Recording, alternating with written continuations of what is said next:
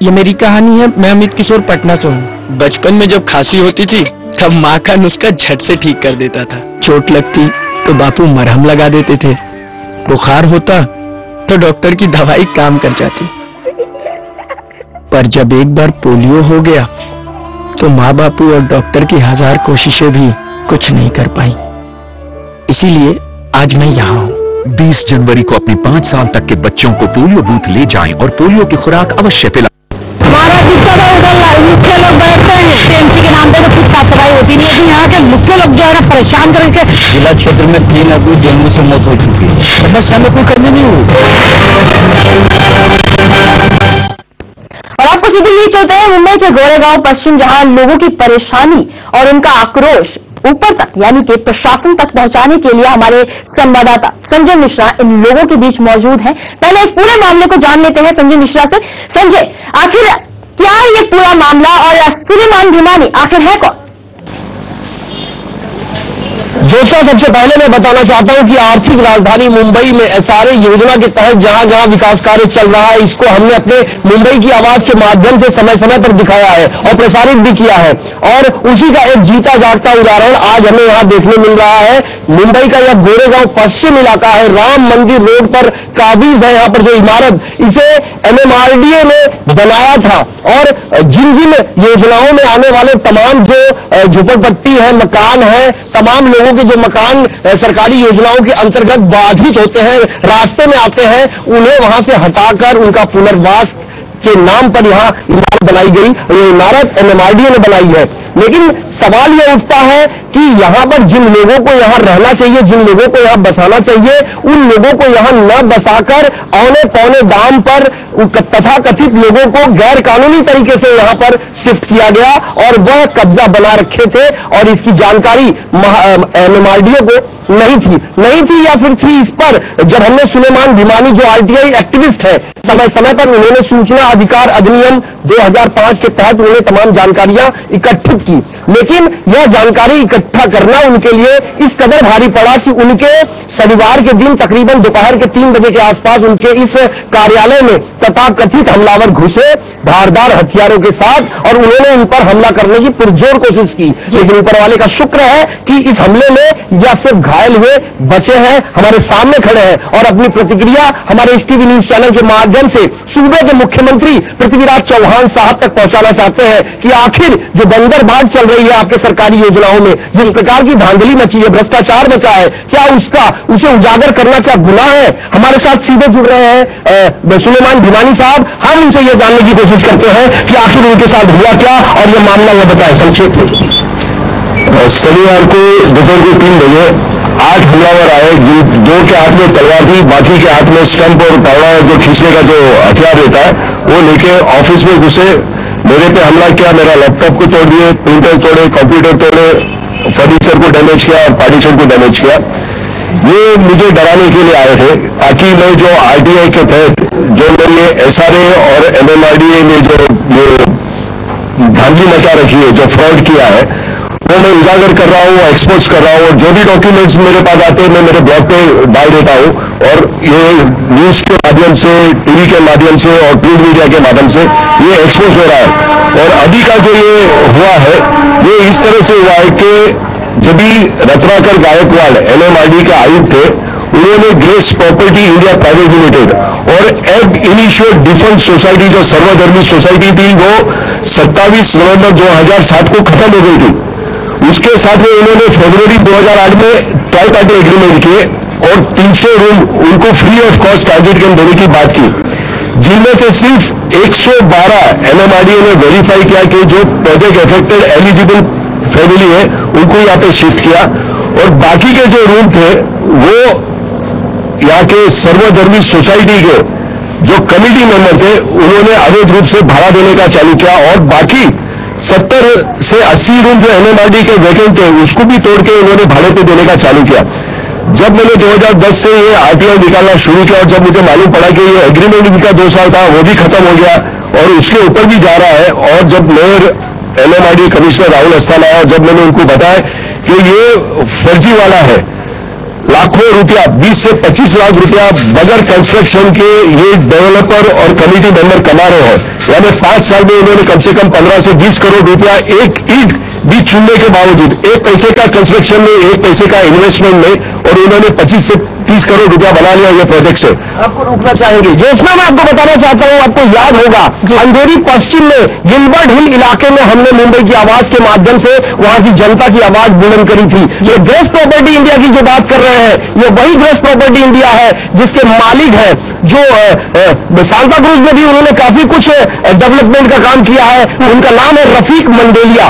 बात करें यदि ग्रेस प्रॉपर्टी की, जुहू गली जो अंधेरी पश्चिम में काबिज है, वहां पर एसआरए योजना के नाम पर जो धांधली मची हुई है, सरकारी योजना के नाम पर विकासक वहां आते हैं, खाका तैयार करते हैं, लेकिन डेवलपमेंट करते नहीं और उस विकास को, उस प्रोजेक्ट को दूसरे बिल्डर को बेचकर चले जाते हैं और सिर्फ अपनी तिजोरी भरने का काम कर रहे हैं। और यहां पर मामला अंधेरी जिले के गोरेगांव तक जा पहुंचा है कि गिलबर्ट हिल के तमाम रहवासी जो सालों साल से अपने परिवार के साथ वहां गुजर बसर कर रहे थे, अपने खून पसीने की गाढ़ी कमाई से उन्होंने एक आशियाना तैयार करके रखा था, लेकिन उस आशियाने को भी इन्होंने पूरी तरीके से तोड़ दिया है और बदले में पुनर्वास के नाम पर सिर्फ और सिर्फ फर्जीवाड़े का यह काला कारोबार बिल्डर माफिया तथा कच्चे दलालों के साथ मिलकर कर रहे हैं। लेकिन इसकी जानकारी प्रशासन को क्यों नहीं है, यह नजर आ रहा है संजय, कहीं ना कहीं प्रशासन अनसुना कर रहा है, तमाम चीजों को अनदेखा कर रहा है यहाँ पर, और जिस तरह की अनदेखी जा रही है उससे फर्जीवाड़े और भी बढ़ते जा रहे हैं।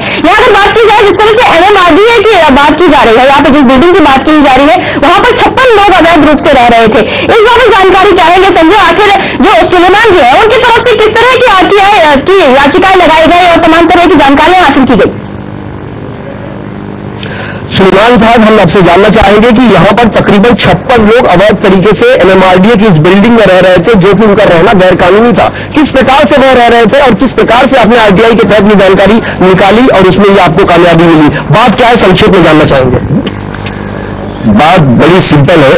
इसमें अगर MMRDA के कुछ अधिकारी जो निचले तबके के, वो अगर मिले नहीं है और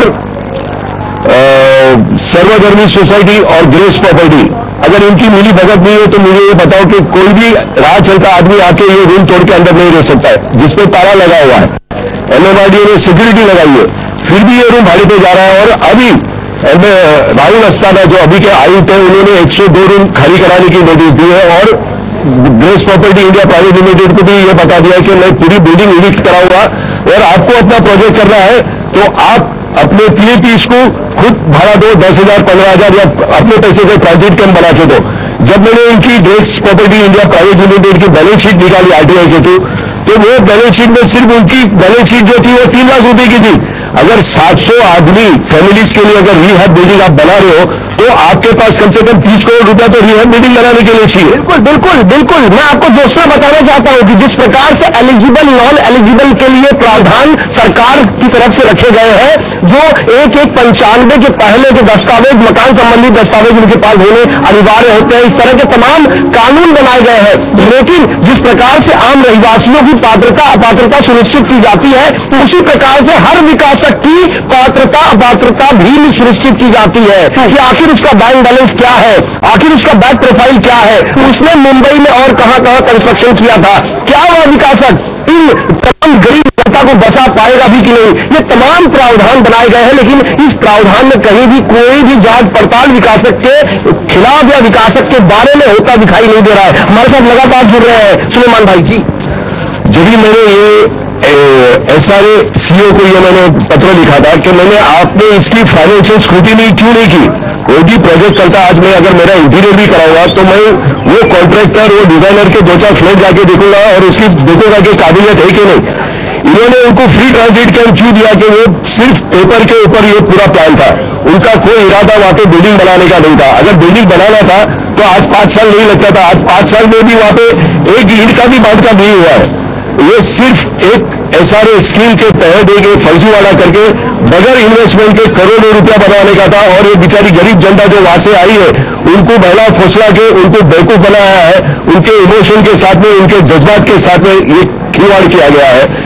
और इसमें ये एजेंट है, ये क्या करते हैं, ये बना लेते हैं सोसाइटी, फिर दूसरे डेवलपर को बुलाते हैं, 10-20 करोड़ रुपया लेते हैं, वो उसकी कैपेसिटी नहीं होती, वो तीसरे डेवलपर बुलाता है, वो 10-20 करोड़ रुपया में और किसी को बेच देते। जैसे ये इंसान नहीं है, ये भेड़ बकरी है, इसने खरीद लिया, कल दूसरा आया, कल उसने खरीद लिया। ये इंसान है। आर्टिकल 21 जो बोलता है संविधान अधिकार है कि it is right to life with dignity and in clean environment and it is the responsibility of the state to provide it. ये किधर है? ये हमारे संविधान का उल्लंघन हो रहा है, गुंडागर्दी हो रही है। लेकिन ये 2010 से मैं चीफ मिनिस्टर को लिखते आ रहा हूं, मेरे दस्तक का आवाज नहीं दिया, आज उसके लिए मेरे पे हमला हुआ। अगर वो टाइम पे अगर चीफ मिनिस्टर जाग जाते और इंक्वायरी बिठाते तो आज मेरे पे हमला नहीं होता। आज हमला हुआ है, हो सकता है कल गोली मार के मुझे मार भी देने पाए, लेकिन मैं इससे डरने वाला नहीं हूं। अगर गलत है तो उसके लिए मैं बिल्कुल आवाज उठाऊंगा और मेरा आरटीआई यूनियन सक्षम है। हमने शनिवार तक का टाइम दिया है गोरेगांव पुलिस स्टेशन को कि अगर आप आरोपी को नहीं पकड़ते हो तो हम शनिवार से हम सब वहां पे अनशन पे उतरने वाले हैं, भूख हड़ताल पे बैठने वाले हैं। जब तक मास्टरमाइंड इसका नहीं पकड़ा जाता है तब तक हम शनिवार से सब भूख हड़ताल पे बैठने वाले हैं। जी बिल्कुल जोशना, मैं आपको बताना चाहता हूं कि सुलेमान भिमानी साहब एक आरटीआई एक्टिविस्ट है। जो गोरेगांव पश्चिम राम मंदिर रोड पर इनका ये ऑफिस है।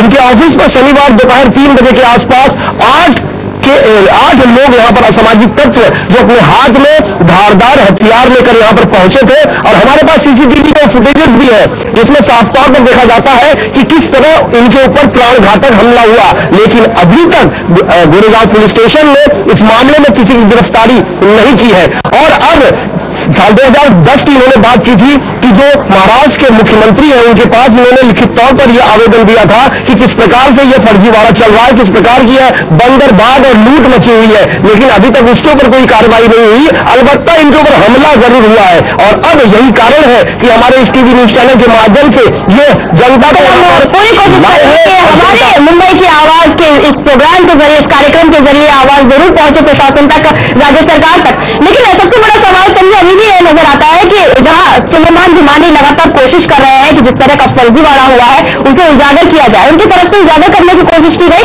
तो उन पर अराजक तत्वों ने उनके ऊपर हमला किया, जिस तरह की बातें सामने आ रही है। पुलिस की तरफ से कोई कार्रवाई साफ तौर पर नजर नहीं आ रही। लेकिन सुलेमान जी की तरफ से जिस तरह की कार्रवाई की जा रही है, जिस तरह से लगातार कोशिश यही की जा रही है कि जो फर्जीवाड़े हुए हैं उस पर रोक लग सके, उस पर जानना चाहेंगे यहाँ पर क्या कुछ कहा गया है प्रशासन की तरफ से, अगर प्रशासन तक पहुंचे है तो। सुलेमान सर, आप गए थे प्रशासन के पास, आप गए थे सरकारी संस्थानों में, आप गए थे सूबे के जो मुख्यमंत्री हैं उनके कार्यालय में, लेकिन आपको वहां से सकारात्मक जो भी जवाब मिला है वो आपसे जानना चाहेंगे। मैं सिर्फ यहाँ के चीफ मिनिस्टर तक नहीं गया हूँ। मैं जब यहाँ पे आया तो आप ये जो रोड देख रहे हो रोड नहीं था, ये स्ट्रीट लाइट नहीं थी। मैंने जब आरटीआई ने निकाला और जब मैंने आर्टिकल 21 कोड किया, इसकी मैंने सीधी डॉक्यूमेंट्री बनाई 20 मिनट में यूट्यूब पे अपलोड की और खुद अपने खर्चे से मैं प्रधानमंत्री को जाके मिला दिल्ली में 21 मार्च 2010, उनको ये सीडी दी। मैं बोला यहाँ पे हम लोग जानवर से भी बदतर हालत में रह रहे हैं, न रोड है, न स्ट्रीट लाइट है, न स्टॉर्म वाटर ड्रेन है, न सीवर की कोई सिस्टम है। फिर जब मैं यहाँ पे बम्बई आया तो मुझे जब राहुल अस्थाना बन चुके थे आयुक्त एमएमआरडी के और सुबोध कुमार थे आयुक्त म्युनिसिपल कॉर्पोरेशन के, उन्होंने मेरे साथ में ज्वाइंट मीटिंग ली। मैंने उनको पूरा नक्शा दिखाया, वीडियो क्लिप्स दिखाए, विजुअल दिए और जो डॉक्यूमेंट्री वो बनाए थे। तो 4 दिन में मुझे ये सड़क बना के दी और सितंबर में 9 सितंबर को ये स्ट्रीट लाइट चालू करने में आई।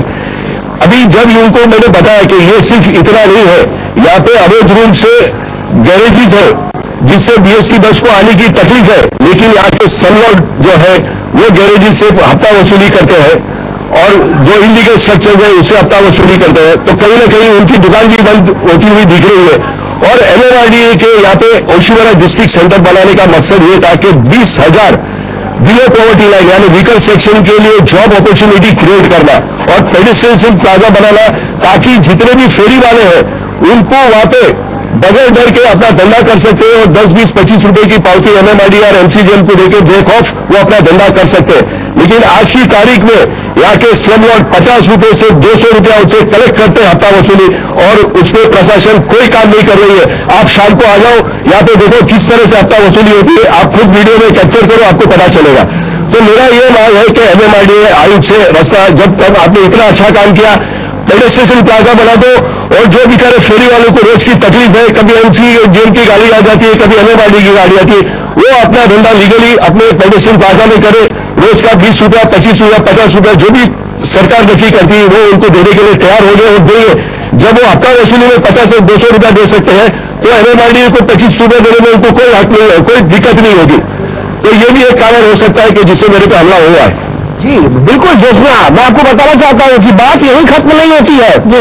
अगर हम इस बात को अगर हम और तह तक जाए अगर, तो यह एक नेक्सस है और इस नेक्सस में तमाम जो शामिल लोग हैं वो अभी सामने नहीं आ रहे हैं। यह पीछे से पूरी तरीके से सुनियोजित तरीके से यह अपराध कहे तो इसमें कोई अतिशयोक्ति नहीं होगी।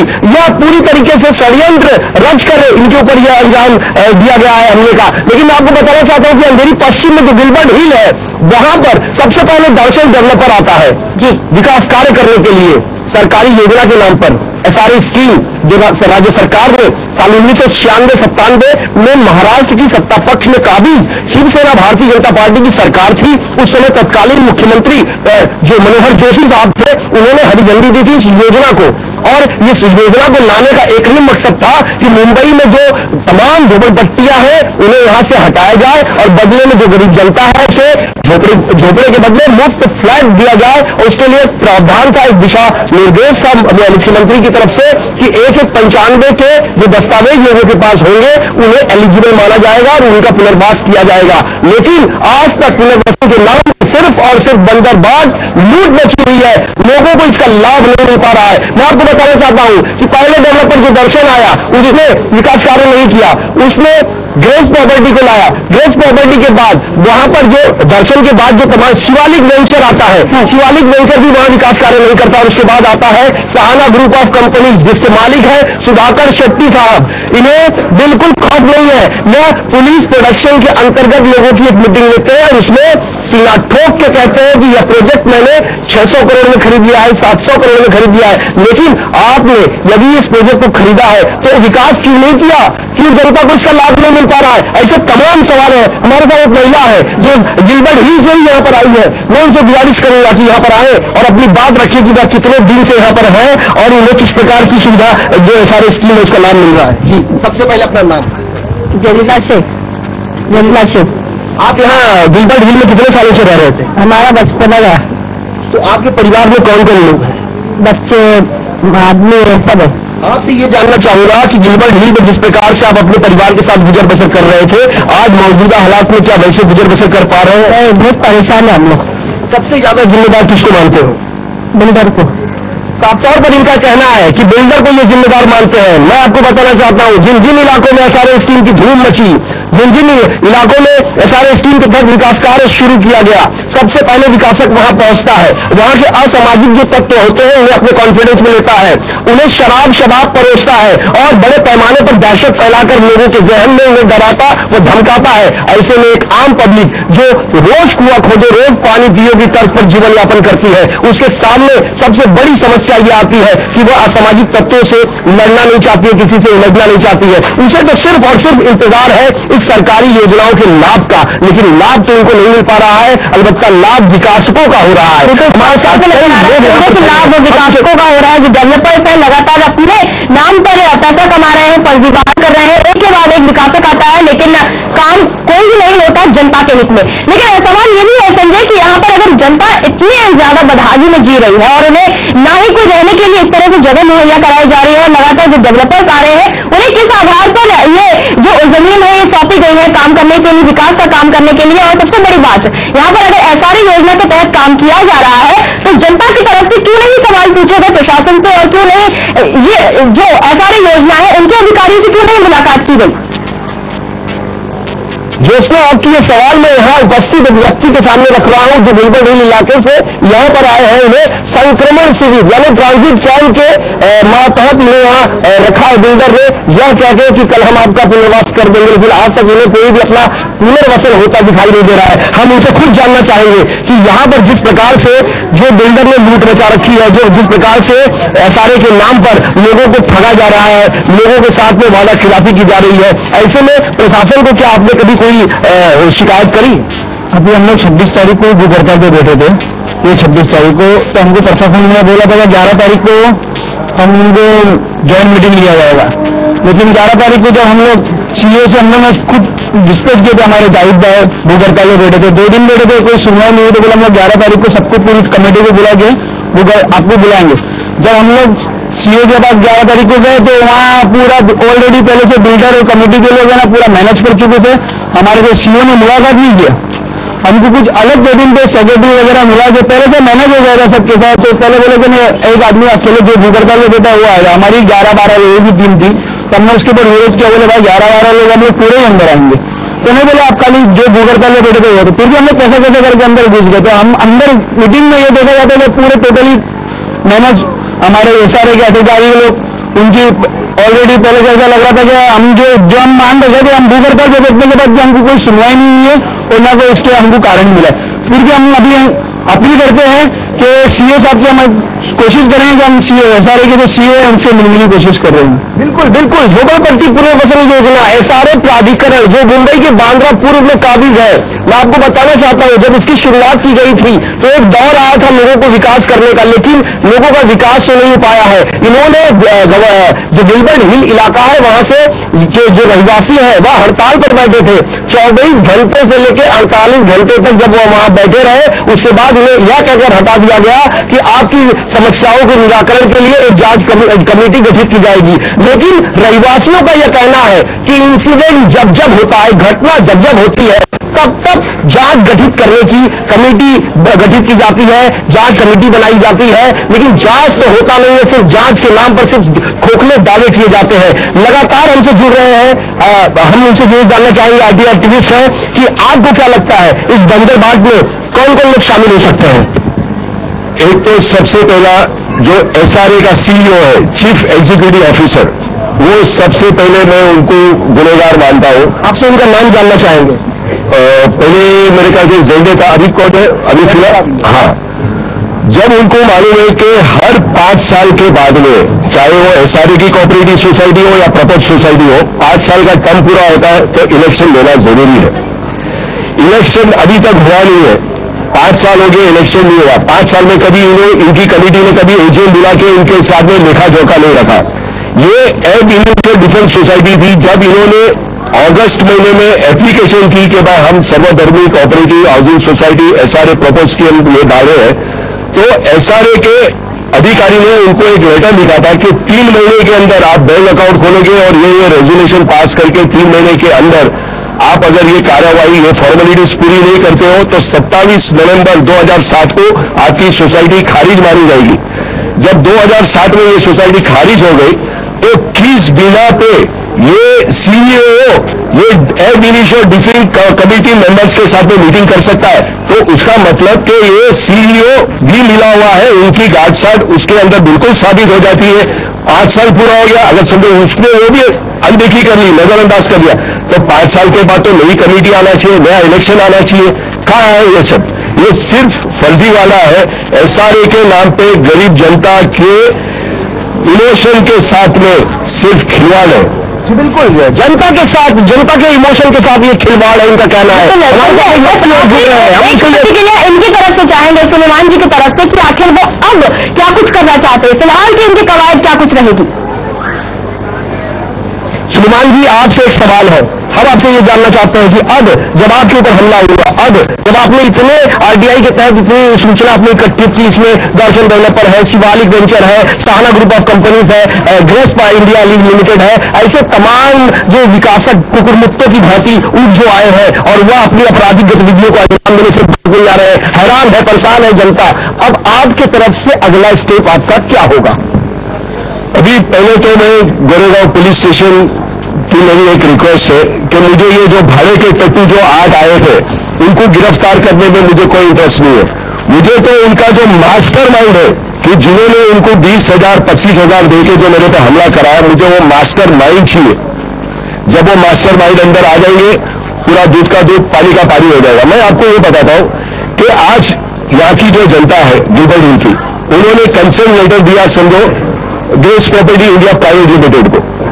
उन्होंने ये नहीं दिया कि हम आपके गुलाम हो गए या आपने हमको खरीद लिया। उन्होंने सिर्फ कंसेंट दिया है grace property India private limited को कोई अधिकार नहीं है कि वो कोई भी XYZ डेवलपर को वो प्रोजेक्ट बेच सके। जब तक इनकी कंसेंट नहीं है जब तक इनका इलेक्शन नहीं होता है, नई कमेटी नहीं बनती है और ये कमेटी डिसाइड करेंगी कि हमको ये डेवलपर चाहिए कि वो डेवलपर चाहिए, कोई आके इनको खरीद नहीं सकता है। ये बिकाऊ नहीं है। बड़ा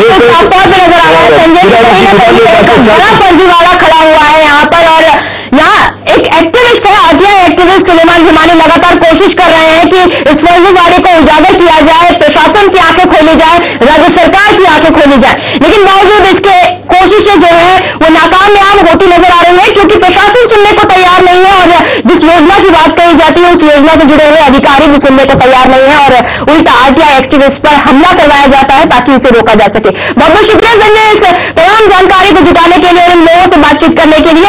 आज के लिए मुंबई की आवाज में बस इतना ही, फिर मिलेंगे नए मुद्दे के साथ, तब तक के लिए नमस्कार। मुख्य लोग बैठते हैं टीएमसी के नाम पे, तो कुछ साफ सफाई होती नहीं है। यहाँ के मुख्य लोग जो है ना परेशान करके जिला क्षेत्र में 3 अभी डेंगू से मौत हो चुकी है। समस्या में कोई कमी नहीं हुई। ये मेरी कहानी है। मैं अमित किशोर पटना से हूँ। बचपन में जब खांसी होती थी तब माँ का नुस्खा झट से ठीक कर देता था। चोट लगती तो बापू मरहम लगा देते थे, बुखार होता तो डॉक्टर की दवाई काम कर जाती। पर जब एक बार पोलियो हो गया तो माँ बापू और डॉक्टर की 1000 कोशिशें भी कुछ नहीं कर पाई। इसीलिए आज मैं यहाँ हूँ। 20 जनवरी को अपने 5 साल तक के बच्चों को पोलियो बूथ ले जाएं और पोलियो की खुराक अवश्य पिलाएं। रजिस्ट्रार ऑफ कंपनी ने इसे क्यों दिया नोटिस? क्या ये ले रहे हैं गैर कानूनी तरीके से निवेश?